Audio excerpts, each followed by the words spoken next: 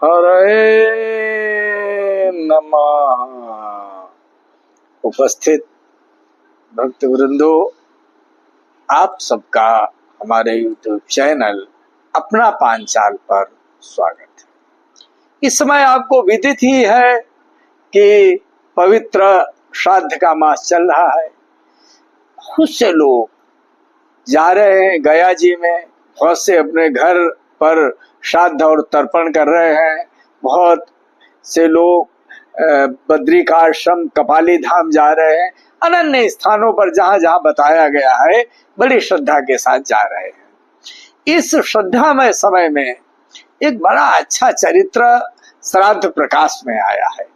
बड़ा श्रवणीय चरित्र है वो श्राद्ध प्रकाश का, कि गया धाम का श्राद्धादि कर्म पितरों के लिए, यानी गया का किया हुआ श्राद्ध अक्षय तृप्तिकारक तथा परम मुक्तिदायक हुआ करता है। गया धाम का श्राद्ध जो है बड़ा अक्षय देने वाला और बड़ा मुक्ति को प्रदान करने वाला होता है। इसमें केवल ये है कि जो श्राद्ध करता है वो श्राद्ध कर्ता का भी परम कल्याण हो जाता है। केवल यही नहीं कि श्राद्ध पितरों के लिए पितरों का कल्याण होता है, इसमें जो श्राद्ध करता है उस श्राद्ध कर्ता का भी कल्याण हो जाया करता है।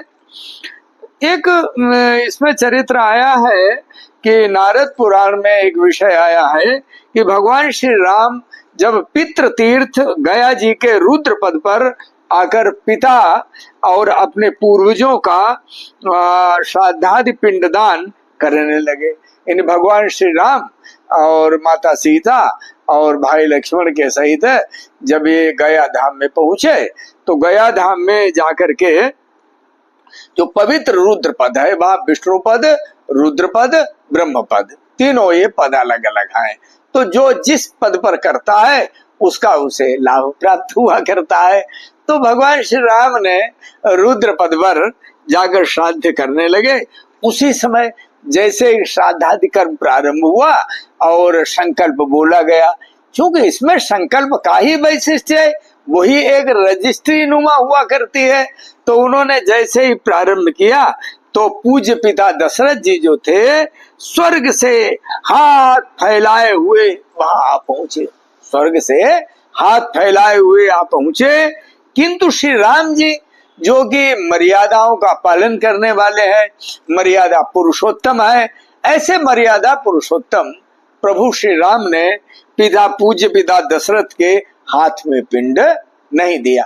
वो जानते थे कि इसकी एक मर्यादा है। उस मर्यादा का पालन करते हुए पूज्य पिता दशरथ के हाथ में पिंड न दिया, शास्त्र की आज्ञा का उल्लंघन भी न किया। इसीलिए उन्होंने रुद्र पद पर ही उस पिंड को रख दिया। रुद्र पद पर पिंड को रख दिया। पिता दशरथ ने कहा, हे प्रिय पुत्र राम, मुझे आपने तार दिया है, मुझे आपने मोक्ष के रास्ते पर भेज दिया है और रुद्र पद पर पिंड देने से मुझे रुद्र लोक की प्राप्ति हुई है। उन्होंने बताया, क्योंकि आपने रुद्र पद पर हमें पिंड दिया है इसलिए मुझे रुद्र लोक की प्राप्ति हुई है। तुम चिरकाल तक, मेरा आशीर्वाद है हे प्रिय पुत्र राम, तुम्हारे लिए मेरा आशीर्वाद है कि आप चिरकाल तक शासन करते हुए अपनी प्रजा का पालन करेंगे और उसके बाद में बहुत बहुत बड़े अनुष्ठान करेंगे, दक्षिणा सहित ब्राह्मणों को प्रसन्न करेंगे और उसके बाद आप विष्णुलोक को की प्राप्ति करेंगे। तुम्हारे सब साथ अयोध्या जी के कीड़े मकोड़े तक तुम्हारे सब साथ जाएंगे, कोई नहीं बचेगा। इतना तुमने धर्म का कार्य किया है। तो श्री राम से ऐसा कहकर पूज्य पिता दशरथ रुद्रलोक के लिए चले गए। वे रुद्रलोक चले गए और श्री राम जी ने पिंडदान को प्रक्रिया को पूर्ण कर बड़ा संतोष प्राप्त किया।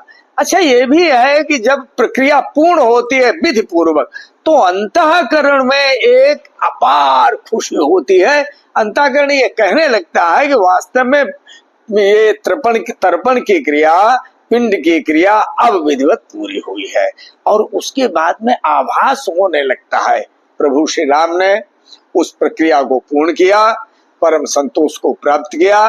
भाव इसका ये है, इस ग्रंथ के आधार पर इसका भाव ये है कि हम लोग जो भी तर्पण करते हैं, जो भी पिंडोदक क्रिया करते हैं, जो भी पिंडदान आदि करते हैं अपने पूज्य पितरों के लिए, वो उन्हें विधिवत प्राप्त होता है और वे विधि पूर्वक संतुष्ट होके अपने लोक को जाया करते हैं और हम सब लोगों को आशीर्वाद दिया करते हैं। अतः इस समय ये चल रहे श्राद्ध कर्म में आप सब लोग भी बहुत विधि पूर्वक, बहुत अंतःकरण से, पवित्र भाव से, क्रोध का परित्याग करके, शीघ्रता न करते हुए अपने पितरों को श्राद्ध करें, उन्हें तर्पण दें, उन्हें तृप्त करें।